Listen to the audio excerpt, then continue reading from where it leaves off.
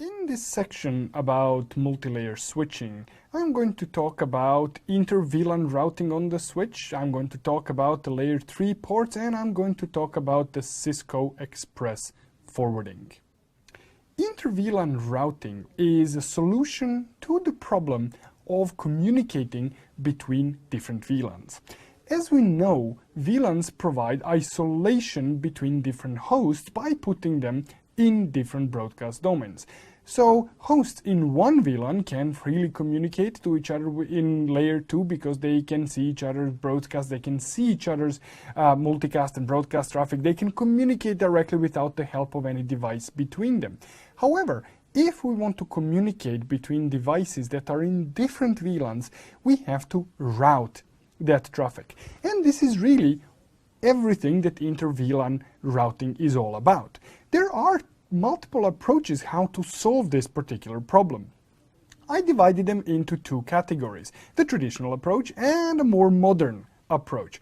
The traditional approach is something that is called inter-VLAN router, where we have a router that has a port in each VLAN that we are using in our network. For example, let's say that we had multiple VLANs on our switch. So let's say that we had VLAN 10 with 3 ports here, and let's say that we had VLAN 20 here. If we wanted to communicate between host A here and the host B, we would somehow have to route the traffic between them because they cannot see each other. So using the inter-VLAN router, what we would do is we would put the router here that has 2 physical interfaces, and we would connect one interface in a port that is in VLAN 10, and we would connect another interface that is in VLAN 20. So if we wanted to communicate between host A and B, we would send the traffic out of this interface, this traffic would get routed on the router and would be sent towards the host B. And we would have similar traffic flow in the opposite direction for the traffic going from B to A. Now, this in itself is not necessarily a bad solution, but it's a solution that doesn't really scale that much. It doesn't scale because it may work if we have just a few VLANs, but if we have 10, 20, 200 or maybe even 2000 VLANs, how many interfaces would we need to have on this device? We would have to have unreasonably large number of interfaces. For that reason, there is a different solution that somewhat addresses this problem. This solution is called router on a stick. Router on a stick is pretty much similar solution to what we have seen now, except that the router that is connected to the switch does not connect using multiple physical interfaces, but connects using a single interface that has sub-interfaces, or it basically has a trunk connected to the switch and uses that one trunk to route the traffic between the VLANs. So to take a look at that, let's see the same problem. So we have the switch, we have our VLAN 10, we have our VLAN 20, and here we have the router that has, this time, it has a trunk interface. So if we have host A here and host B here that we want to communicate, we are going to send the traffic out of this trunk. Now mind you, this is going to go out as VLAN 10. The router is then going to route this traffic and it's going to send it back as VLAN 20, sending it towards the host B. This solution does not require a large number of physical interfaces, but it also doesn't scale that much. It scales somewhat better than the previous solution where we have large number of VLANs, but if we have large volume of traffic, this solution is not necessarily good, because take a look, for the traffic going from A to B, we have consumed the bandwidth on this interface twice.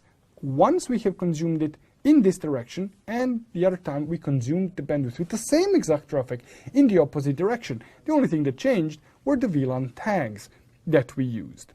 So to address this scalability problem, there is that modern solution. A modern solution involves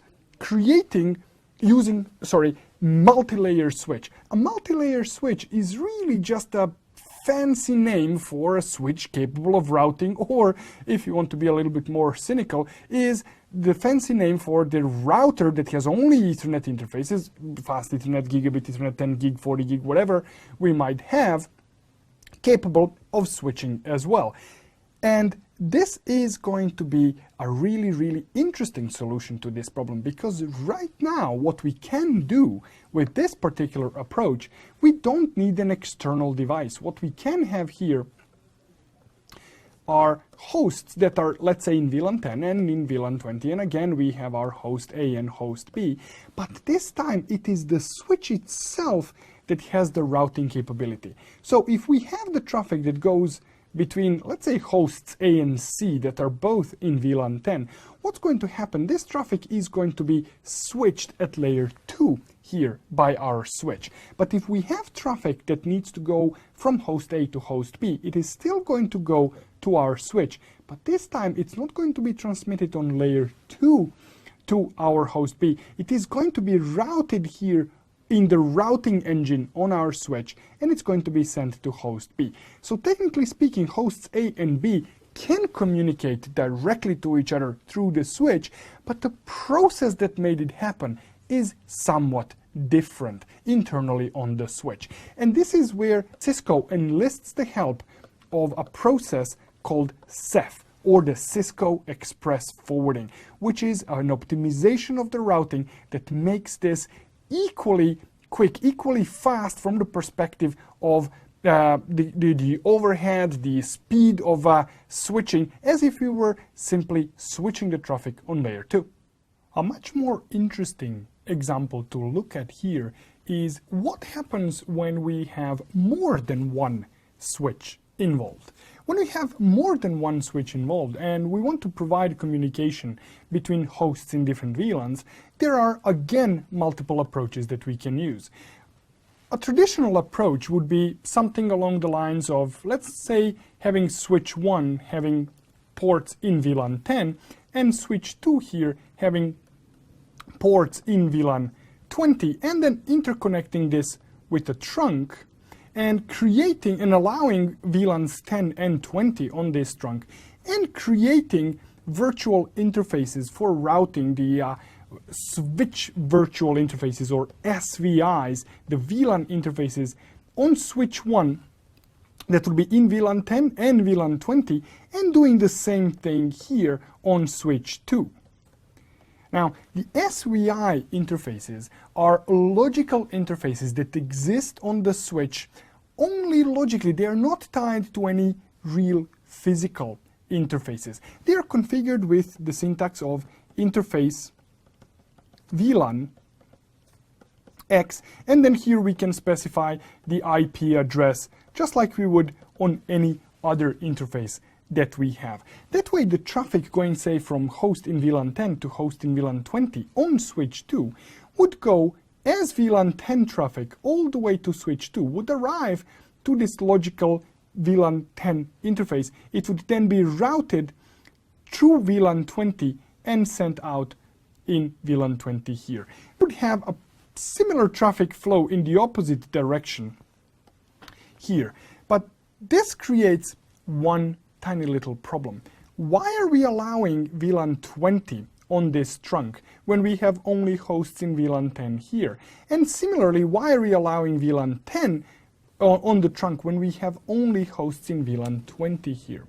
There is another approach that could be used in this case.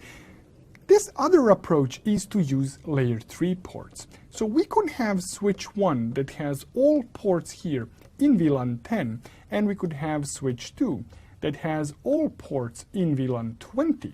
And we could interconnect this with a simple layer 3 connection. Now, from the perspective of switch 1, the way switch 1 sees this is as if switch 2 was a router. From switch 2's perspective, this looks pretty much like this. So these hosts connected to layer 3 ports, they are not going to be switching the traffic. We are not going to be switching traffic to them. We are going to be routing the traffic to them. This, in turn, while it may solve this problem of unnecessary allowing ports on a trunk, it does create another problem. That problem is if we send traffic here towards switch 1, where is our default gateway? Well, the default gateway could be an SVI in VLAN 10, and here we could have an SVI in VLAN 20. So when we send the traffic towards our default gateway, which would be in this case switch 1, what does switch 1 do with this traffic? It needs to route it to switch 2. How does it know that? Well, it knows that because it may need to have some sort of routing information presence, just like any two routers would behave in this case. So we may need to run some routing protocol like EIGRP or OSPF or even BGP, or we might have just simply static routes in place. But we need some sort of routing information to be exchanged here. Exchanged or to be present on both switch 1 and switch 2 to send this traffic across. But layer 3 ports as a concept are also very interesting. Sometimes we just may want to communicate with a particular host, and we don't want to have multiple hosts on this VLAN. So why would we waste a VLAN? Why would we waste the configuration steps that are required to configure an access port, create an SVI, and do whatnot, and maybe filter the traffic on the trunks towards other switches? In order to avoid doing all that, we can just configure port as a layer 3 port and connect the host to it directly. It doesn't have to be the connection between the two switches. So how do we configure layer 3 ports? Well, it's very simple. All we have to do on the port is no switch port, and that port is suddenly a layer 3 port. Let's now see the configuration of layer 3 interfaces in action. What I'm going to do to show you that, I'm going to build a very, very simple network. It's going to consist of a single switch, which is going to be my Cat1, which is going to be connected to a host, which is my Linux host that usually runs Wireshark in these videos that I'm making, but it will work as just a regular PC in my case. So this is going to be Fastnet 03, and I'm going to have network 192.168.100.0/24 between them. On this side, I'm going to have an IP address that ends with 100, the last octet will be 100, and on this side, I'm going to have .1. Now, what I want to try here is to configure this interface, Fastnet 03, as a layer 3 interface and simply ping my host. And in the process, I'm going to show you a thing or two as well. The first thing that I'm going to do is, obviously, I'm going to go ahead and configure my Fastnet 03 as a layer 3 interface. The configuration to do that is very simple. It's no switch port. Now, let me show you how the output of show interface Fastnet 03 switch port is going to look now. You may recall that the command show interface and then interface identifier switch port is going to show me all the layer 2 parameters of the port. In the case of a layer 3 port, the only thing it shows is that switch port is actually disabled. And this indicates that this is a layer 3 port. This port is down at the moment, but I'm not done configuring it. What I want to do is I want to configure an IP address on this port as well. So I'm going to say IP address 192.168.101/24, and I'm going to say no shutdown. When the interface comes up, I should be able to ping my own interface. I should be able to communicate with the other side, but before I do that, I should check my routing table. So if I want to check the routing table, I'm going to say show IP route, but what I'm going to get may be a little bit unexpected result. It is going to show me no routes. It's not showing me any connected routes. Now, the reason for this is that at this moment, this switch, my Cat1, is configured to operate as a switch with an IP address. That IP address is working just like an IP address on a host would, just like it would be on a server or on a workstation running Linux or Mac OS or running Windows, and it's not operating as the router. Show IP route is going to show me the route information base, the routing table, which does not exist on this host. Now, I can make my switch work as a router if I enable IP routing process, which on traditional routers is turned on by default. On most Cisco switches, it is actually turned off by default. So I can go in here and I can say IP routing, which is going to enable me to actually see a routing table. So now I'm going to get the output that I was hoping to get, that 192.168.100/24 is a directly connected network on Fast Ethernet 03 interface. Let me turn off the IP routing process. I want to turn off the IP routing process because I want to show you how my IP communication with my Linux PC is going to work without IP routing process being enabled. So what I'm going to do now is I'm going to say ping 192.168.101. This is pinging my own interface, and I should be able to ping the other side. And I can see that I can successfully ping the other side. Let's go to Linux PC and try to ping the other side as well. So I can ping my switch, which is a good thing. So I have the communication between my Linux PC and my Cat1. Let's add one more thing to the mix. What I'm going to do now is I'm going to add Cat2 to the mix. So my Cat2 here is also going to be connected to Cat1 on, let's say, Fast Ethernet 24. And I'm going to have this configured also as layer 3 ports. And let's say that the network that I want to use between them is going to be 192.168. Let's say 0.0/24. I want to use .1 here and .2 here. So I'm going to have layer 3 ports all the way. So let's go and configure this on my Cat2. To do that, obviously, I'm going to need Cat2. So let's go ahead and configure Cat2 first. I'm going to go to interface fastnet 24, and I'm going to say no switch port. I'm going to say IP address 192.168.0.2.255.255.255.0, and I'm going to say no shutdown on that port. On Cat1, I'm going to say interface fastnet 24, no switch port, IP address 192.168.0.1.255.255.0, and I'm going to say no shutdown here. So let's see if I can ping between them. So if I do ping 192.168.0.1, I can ping my own interface, and I can ping .2. Now this first ping that failed, this one here, don't be alarmed about it. This is just an ARP timeout. So let's see from Cat2 if I can ping 192.168.0.1, I can ping the other side, and I can ping myself. Now let's add on Cat2 a default gateway pointing to the IP address of Cat1. So I can do that by saying IP default gateway 192.168.0.1. So now if I do show IP route, what I'm going to see is that in this output here it says that the default gateway is set and it's 192.168.0.1. So my Cat2 should be able at this point to send the traffic to Cat1 and to my Linux host, and Cat1 should know what to do with this traffic. Now what I'm missing is perhaps a default route or a route back on a host towards Cat2. So what I'm going to do now is I'm going to go add that route, and I'm going to come back and I'm going to show you something very, very interesting. I have now added the route that I was missing on a host, and let me go to the host and let me try to ping 192.168.101.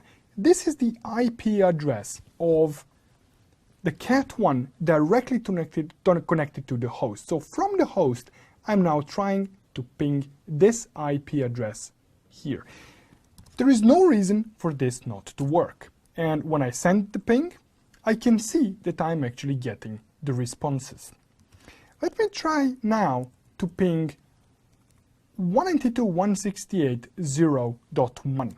Now this address is this interface here. So from host, I'm now going to try to ping this IP address here. If I send this ping here, I'm still going to get the responses. The responses are sent by Cat1. Let me now try to ping this host address here. So I'm going to try to ping 192.168.0.2. If I do that, I'm going to see no results, which means that traffic is actually being dropped. I can see here that I transmitted 6 packets and that I have received 0 packets, which means that I had 100% packet loss. The reason for this unusual, seemingly unusual behavior is very simple one. What is happening here is, remember, cat1 is just a host. It's not acting as a router. When I send the ping to this IP address here, the switch knows how to respond. When I send ping to this address here, which is also one of the addresses of switch 1, the switch 1 knows how to respond. But when I try to send the traffic that's supposed to go through cat 1 and out to cat 2, this traffic is not going to be transmitted because IP routing is not enabled on the host.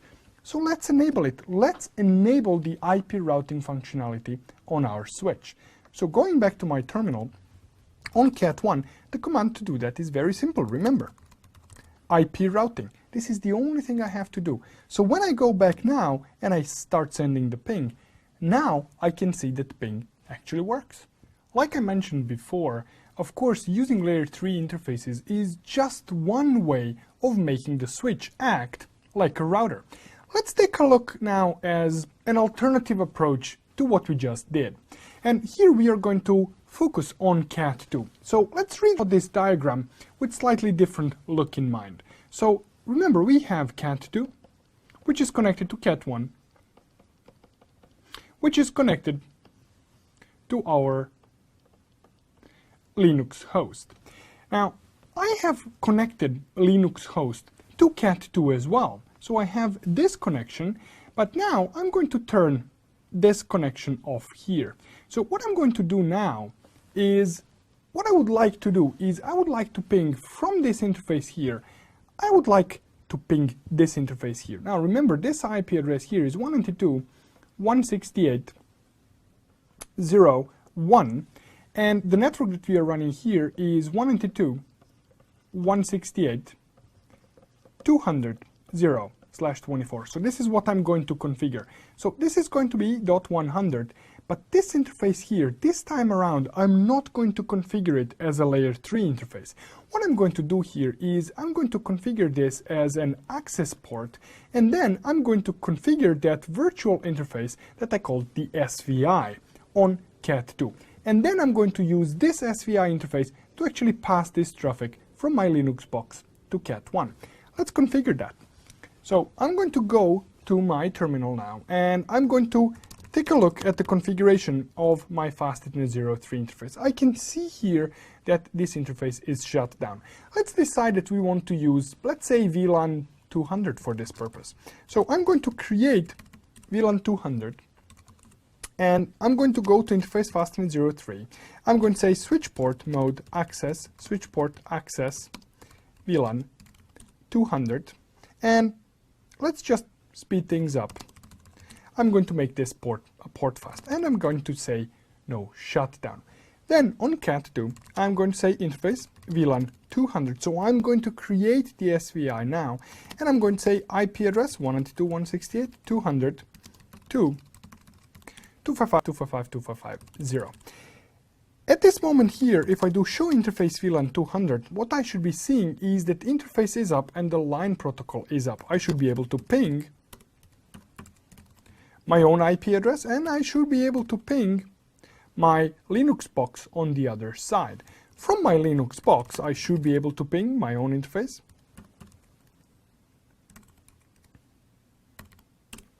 And I should be able to ping the switch on the other side. I should also be able to ping the switch 2's address, but at this moment, I should not be able to ping switch 1. Why am I unable to ping switch 1 here? Well, I'm unable to ping switch 1 for the same exact reason I was unable to ping switch 2 in the previous example, because here on cat 2, I don't have IP routing enabled. So I am going to enable IP routing. But before I do that, let me remind you about one thing. Remember the default gateway we configured? Let me show you something. So now I'm going to say IP routing. So I have enabled IP routing. If I do show IP route, this is going to show me the default, this is going to show me my routing table, but take a look at this. It says gateway of last resort is not set. Even though in the previous output, before I enabled IP routing, I had the default gateway configured. Now, this is not the case. It is not the case because this command, IP default gateway, takes effect only if the device is operating as a host. When we start operating as a router, as a multi-layer switch, this command no longer has any effect. It is not going to insert the default route in the routing table. We don't need it at the moment. So what I'm going to do now is I'm just going to try to ping my switch 1. And in this case, this should be working. So let's spend a minute troubleshooting. Why is this not working? I can ping 2, but I cannot ping 1. And I just remember what the reason could be. The reason could be that now our Cat1 doesn't have the route back to network 200. Well, let's fix that with the default route. So I'm going to show you now how to add the default route when the device is operating as a switch. So I'm just going to say IP route.